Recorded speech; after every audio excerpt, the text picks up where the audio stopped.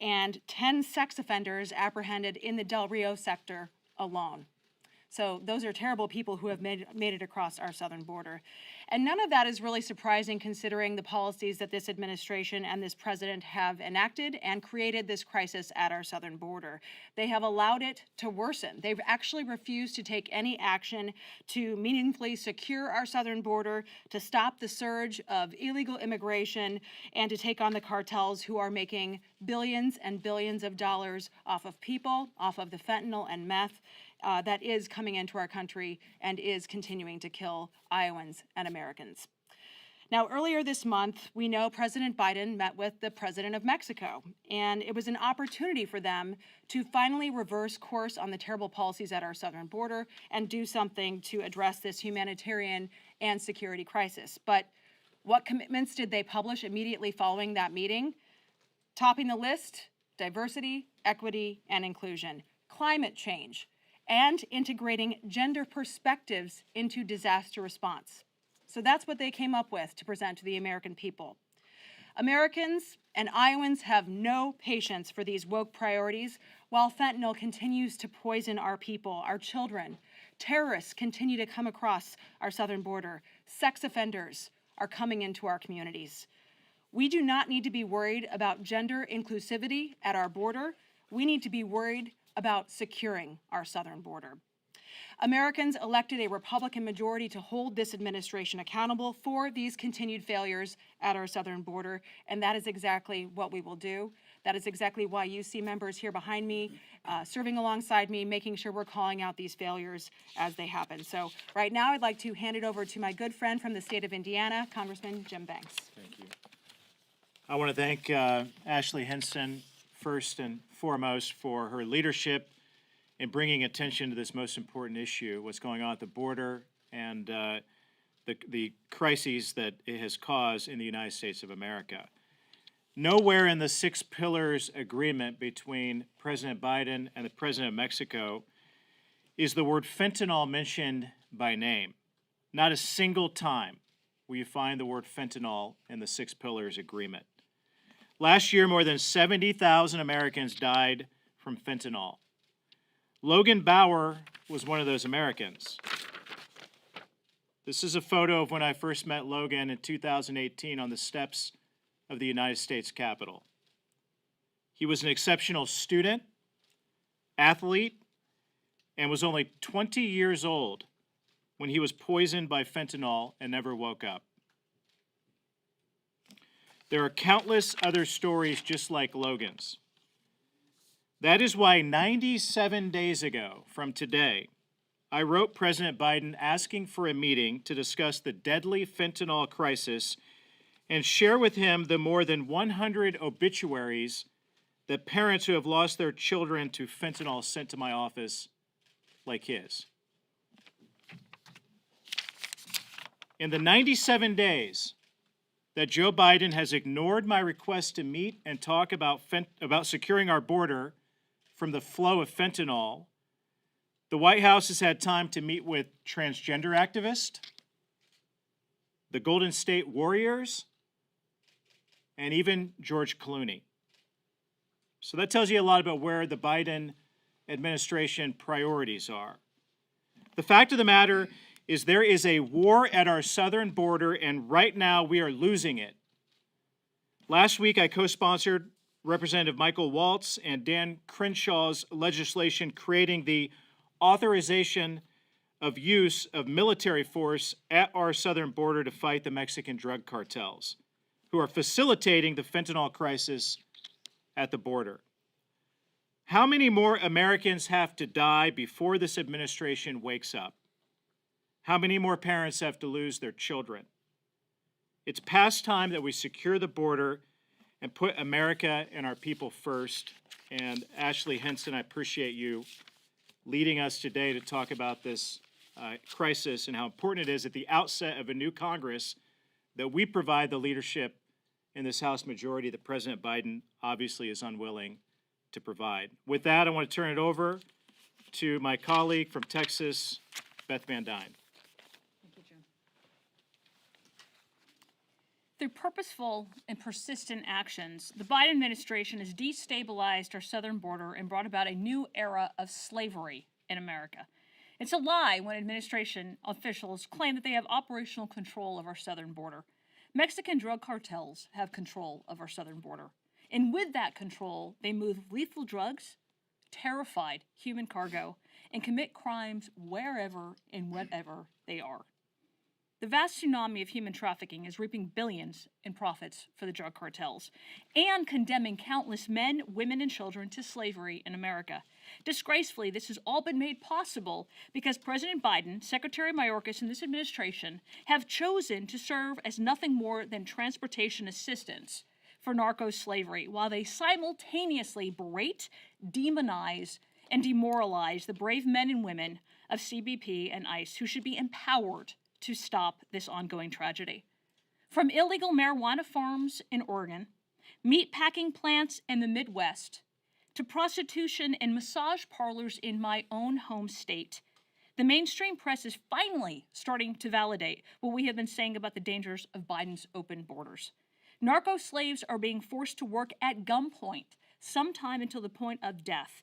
Children as young as 13 are working graveyard shifts in slaughterhouses, and little girls are sold into forced sex that they endure day after day after day just to pay the drug cartels that Biden has empowered. The very people Biden has not empowered are those who have manned our southern border for years. They've put themselves in harm's way. They fought the ravages of the drug cartels, and they're dedicated patriots who want nothing more than to do their jobs for our country. But rather than support the men and women of CBP and ICE, Biden, Mayorkas, and the leftists who control our federal government lie about and demonize these brave officers. CBP and ICE deserve so much better. They deserve our support, our thanks, and for what they do and they endure under impossible and disgraceful circumstances imposed on them by this administration. The American people did not vote for chaos. No Democrat campaigned on handing our southern border to Mexican drug cartels. And yet, that's a dire situation that we see every day because of Biden's narco-slavery support programs. It's time people were held accountable. It's time the drug cartels were designated as terrorist organizations. It's time that Democrats join with Republicans to pass the Texas border plan that we've introduced. I'm very proud to be able to stand here today in a new Republican majority, and we will not rest until Biden's era of narco-slavery flourishes in America. Thank you. And with that, I am proud to introduce another proud Texan, Jake Elsey from the great state of Texas. Thank you, Beth, and thanks, Ashley and Jim, for calling this press conference. I'd like to thank all of y'all for being here today to address this very serious issue, which we have been talking about for a long, long time. The number one job, the primary job of any government, be it municipal, state, or federal, is to protect the citizens that reside there. This administration doesn't seem to take that very seriously. And as a 20-year Navy veteran, the only thing I care about is measures of effectiveness. Currently, there's 1.4 million Americans volunteering to serve our country here and overseas to defend our nation. Yet over the last 2 years of the Biden administration, 4.6 million foreigners have illegally crossed into our nation. 4.6 million. 150 in the last 2 years have crossed over who are on the terrorist watch list. That is 10 times more than came over in the previous 4 years. 105,000 Americans died just last year from drug overdose. 2/3 of those are from fentanyl. Now, if you look back through history and you look at World War II, 416,800 Americans died in 3.5 years defending our nation and fighting tyranny overseas. That's 305 Americans who gave their lives every day in World War II. Every day, in our backyards and in our bedrooms, our families, 18 to 45, we're losing 287 Americans every day. The 4.6 million came over with the help of the cartels. The 105,000 are dying because of the cartels. And finally, young boys and girls, men and women are being crossed and sold into slavery for the sex trade in the United States of America, all controlled by the cartels. And you know what this administration is not talking about when they're talking about what's going on at our border with the Mexican president? The cartels. It is time we declared the cartels a clear and present danger to the national security of the United States and treated them as such. Because if this were a war, we'd be losing it. And make no mistake, they're fighting us every day. So now I'd like to hand it over to a fellow Naval Academy graduate, a man who defended his country for 8 years as a surface warfare officer, Nick LaLotta from New York. I want to thank Ashley Henson for her leadership on this very important issue. I represent a suburban district in Long Island. We're about 2,500 miles from the southern border, but in New York we are a border state as well. We're a border state for two reasons: because of this administration's weak policy at the border and because of blue state's sanctuary city policies, which attract folks across the border every day. It's become the cause of the number one cause of death for the folks between 18 and 45, fentanyl deaths in New York and throughout the country. It's a problem deserving of this administration's attention, deserving of the Republican conference's attention. I'm proud to lend my voice in support of finally doing something at our southern border. I'd like to call up next Admiral Ronnie Jackson, my colleague from Texas. Thanks so much. Thank you. Well, I'd like to say that, we're still in an era right now where the Biden administration and the Democrats are consistently talking and constantly talking about the public health crisis that's going on in the country with regards to COVID. I'll submit to you that the number one public health crisis that we have in this country right now is the fentanyl crisis. We have almost 200 young Americans that are dying every single day in this country because of fentanyl. And that is a problem that we don't need a vaccine for. That is a problem that we have the answer for. What we need right now is we need an effective head of state. We don't have an effective head of state right now. We need somebody, we need our president we need him to work with the Mexican government right now, and we need to go after these drug cartels that are pumping this fentanyl, methamphetamine, heroin, and all the other drugs that are crossing our border into our country every day. We have the means to do that. The Mexican government will gladly work with us. We have the tools that they need on their side to be successful as well. This is a time, my colleague had mentioned already, the efforts to bring the military into this. I think that we're at a point right now where that needs to be done. We need to bring our U.S. military into Mexico. We need to train the Mexican forces. We need to provide them the technology, the drones, anything else that they need to go after these cartels, to hit their production facilities, their logistical routes, and to kill the cartel themselves. They're the public enemy number one as far as I'm concerned right now. I make the point all the time that our border has been neglected. It's not our job. I'm not the only member of the Texas delegation standing up here. It's not the Texas delegation. It's not the state of Texas. It's not the state of Texas' job to secure our border. That's the federal government's job, and that needs to start happening. Needs to start happening quickly. And I will tell you, the one thing that's happening right now, in addition to the fentanyl, that's of utmost concern to me, is the fact that we have all these terrorists that are these potential terrorists that are crossing our border right now. When we walked away irresponsibly from Afghanistan and we abandoned, thousands of ISIS fighters in a prison in Bagram, who knows where those people went? We know that they were dispersed all over Afghanistan, all over Europe, and some of them have probably made it at this particular point to our southern border right now. I will submit to you that we will find out that part of President Biden's legacy will be that it was on his watch that the next terrorist cell for the next 9/11 happened on his watch, because those people are crossing our border right now. We've had hundreds of them cross our border that we've caught, and those are the people that are going out of their way not to be captured, and we're catching some of them anyway. So you can only imagine how many of them have probably made it across our border right now. These are things that we need to take into consideration right now. I'm all about some of the other stuff that we're doing. I tell people all the time, I make the point that I want to see the Ukrainians. I want to see them defeat the Russians as much as anybody. But when I look as a member, as a citizen of the state of Texas and a citizen of this country, and I see what's happening in our country right now, I ask the question: how many Americans are dying in Ukraine every day right now? 0.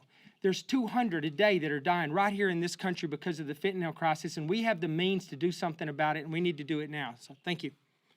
At this point, I'm going to turn it over to my colleague from Texas, who's also leads our border caucus, Congressman Brian Babin. Thank you, Dr. Jackson. Appreciate it. I'm very proud to be up here with all my colleagues talking about what is going on at our southern border and has been for 2.5 years almost. I want to thank my colleagues and friends, especially Congressman Jim Banks and Congresswoman Ashley Henson, for holding this press conference. Such an important issue. I think one of the most important issues that our country faces. Folks, it's no secret that this administration has utterly failed on our southern border. They can try to deflect all they want and say that Republicans are just trying to score political points, or that we're the ones that actually refuse to solve the problem, but nobody with a lick of sense is buying that line. This refusal to admit failure and to change course has gone on long enough. Everyone, and I do mean everyone, is finally recognizing that this is a real problem here. Even CNN is calling a spade and begrudgingly admitting that we do, in fact, have a border crisis. Even with members of his own party warning of irreversible problems, Biden and his crack team, I say that facetiously, border czar Vice President Harris and Secretary Mayorkas have stayed on message and avoided uttering a single word, border, as much as humanly possible when they speak in front of the public. And to add fuel to the fire, Biden sits down with Mexican President Obrador to discuss regional issues and emerges with a 6-step plan to what? To secure our shared border? No. There was never even much of a discussion at all, from what I read, of securing the southern border between the two presidents. No, that would make too much sense. They come out with a multi-step commitment to solving the issues of diversity, equity, inclusion, and naturally always climate change. The left really has a proclivity for grammatical gamesmanship, don't they? These words do not mean what one traditionally believes them to mean. They are, of course, riddled with nuance and not so hidden agendas. Unbelievably, the Biden administration is the first in our nation's history, the very first administration to actually welcome illegal immigration. They actively rebuff policies from past administrations, even ones in which they were serving in the White House at the time, that would prevent illegal immigration. It's astonishing, it's dangerous, and frankly, it is illegal. People are dying, as we've heard already from my colleagues up here. 100,000 a year dying of overdoses. Biden must secure the border, stop these overdoses, stop the illegality. It is poisoning America's 18 to 45-year-olds to where that is now the main cause of death for that age group. We will not stop beating the drum from the top of the mountain until he does. And I encourage everyone to do the exact same thing. We must stop this national suicide at our southern border. I want to thank you, and with that, I'll yield the mic back to Jim Banks. Ashley Henson. Thank you again, Ashley. I'm sorry. No, that's okay, Dr. Babbitt. Well, thank you, everybody. Again, I think you've heard very clearly from my colleagues and myself.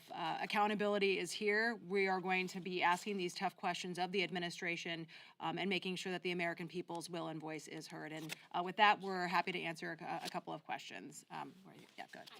I have two, one for you, one for Congressman Banks. On the immigration front, I wanted to ask you if you think there are any bipartisan points of commonality from even just a House perspective, putting the White House aside, where you think those points of commonality are.